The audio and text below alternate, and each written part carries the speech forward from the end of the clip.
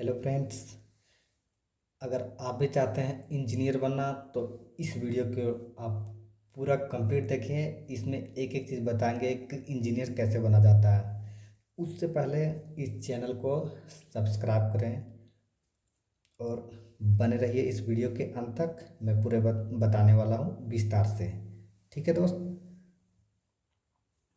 देखिए दोस्त, सबसे पहले इंजीनियर बनने के लिए जो आता है प्रोसेस, वो आता है एग्ज़ाम। अब एग्ज़ाम कौन सा आता है? 12th पास करने के बाद। ठीक है दोस्त, हम बताएंगे इसमें पूरा कंप्लीट एलिजिबिलिटी क्राइटेरिया। ठीक है, तो एलिजिबिलिटी क्राइटेरिया क्या है? 12th पास, फिजिक्स, केमिस्ट्री और एक मैथ्स, ये तीनों में मिला करके 50% आना चाहिए। उसके बाद एज क्या होगा? एज आपका 17 से 24 साल के बीच में कोई उम्र होना चाहिए। जनरल कैटेगरी के लिए बता रहे हैं, बाकी बात रिजर्वेशन वाले अपने अकॉर्डिंग सेट कर लेना, उसमें 5 साल का रिलैक्सेशन होता है। अब इसके बाद क्या करना पड़ेगा? इसके बाद आपके पास ऑप्शन आता है जेई मेंस और एडवांस। ठीक है दोस्त, तो इसका फॉर्म फिलअप करना पड़ता है। मेंस का एग्ज़ाम देते हैं, उसके बाद आप आते हैं जेई एडवांस में। उसके बाद आपको आईआईटी इंजीन का कोई भी कॉलेज मिलता है। तो उससे पहले आपको जाना पड़ेगा एग्ज़ाम क्वालिफाइड करने के लिए आपके पास क्या होना चाहिए। जैसे अगर आप लड़ने जाते हैं तो उसके लिए आपके पास होता है बंदूक, होता है बहुत सारा इंस्ट्रूमेंट होता है लड़ाई करने वाला। तो वो चीज़ इस तरह से अगर आप इंजीनियरिंग एग्ज़ाम में आइएगा तो आपके पास क्या होना चाहिए। तो ज़्यादा इसमें नहीं है दोस्त, पूरा एकदम कंप्लीट है, बहुत कम है लेकिन सटीक है। फिजिक्स के लिए सबसे पहला जो समस्या बनाता है फिजिक्स, फिजिक्स में एक H.C. वर्मा का बुक आता है, उसको सॉल्व कीजिएगा, आपका फिजिक्स पूरा स्ट्रॉन्ग हो जाएगा। इससे बाहर कुछ भी करने को कोई ज़रूरत नहीं होगा। उसके बाद केमिस्ट्री में अरिहंत का ले लीजिए या फिर एक मॉड्यूल अपने अकॉर्डिंग, जो आपका इच्छा हो। हम चाहेंगे तो इसमें अरिहंत को बोल सकते हैं लेकिन नहीं बोलेंगे, क्योंकि मेरा काम है सजेशन देना, आपका काम है पढ़ाई करना। आपको जो अच्छा लगता होगा, जहाँ से आपको ज़्यादा समझ में आता होगा आप उसको कीजिए, आप किसी के बात फोकस मत कीजिए।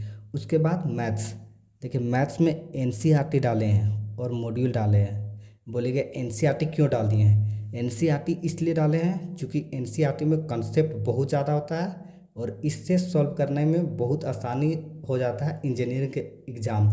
अभी तो आपको नहीं पता चलेगा, लेकिन जब आप एग्ज़ाम क्वालिफाई कीजिएगा ने, जब पेपर आप सॉल्व कीजिएगा न, तब उस समय आपको महत्व पता चलेगा कि सर ने ये बताया था कि मैथ्स के लिए एनसीईआरटी सॉल्व करो।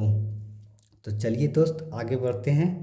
जेई मेंस और एडवांस, ठीक है, इसको मान लीजिए आप क्वालिफाई कर लेते हैं, तब क्या होता है।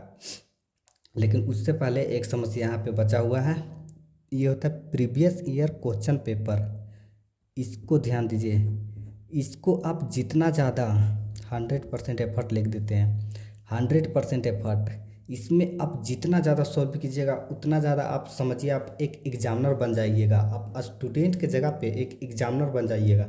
और सोचिए कि अगर आप खुद एग्जामिनर बन जाइएगा तो स्टूडेंट लेवल क्या हो जाएगा, आपको टीचर के लेवल में माइंडसेट काम करने लगेगा। उसके बाद तो एग्ज़ाम तो ऐसा ही क्लियर हो जाएगा। तो ध्यान रखिएगा कि प्रीवियस ईयर पेपर को जितना ज़्यादा सॉल्व कीजिएगा उतना ज़्यादा आपको स्कोर बनेगा। वही सब चीज़ आपको सिखलाएगा, टाइम मैनेजमेंट कैसे किया जाता है, इन्वायरमेंट चेंज कैसे किया जाता है। और नहीं तो आप जैसे घर में सॉल्व करते हो वैसे तो सॉल्व करते रहिएगा, लेकिन आपको टाइम बहुत ज़्यादा चल जाएगा, आपको कंसंट्रेशन उतना नहीं आएगा। और प्रीवियस ईयर पेपर से आपका कंसंट्रेशन आ जाएगा, 100% है। उसी तरह हर लड़का के साथ होता है, जनरली सबके साथ वही प्रोसेस होता है।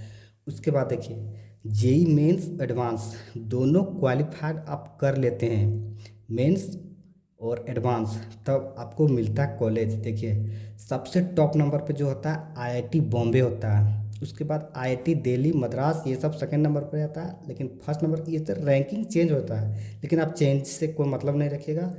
टॉप 5 तक ले कोई भी कॉलेज मिलता है तो सब एक ही लेवल का होता है, उसमें कोई इतना डिफरेंस नहीं होता है। तो इस वीडियो में सिर्फ हमने ये बताया दोस्त कि अगर आप इंजीनियर बनने का सपना रखते हैं तो आपको क्या करना पड़ेगा। तो इसके लिए बस केवल यही था, किताब के विषय में बताएं, इससे ज़्यादा इसमें कुछ ज़रूरत नहीं।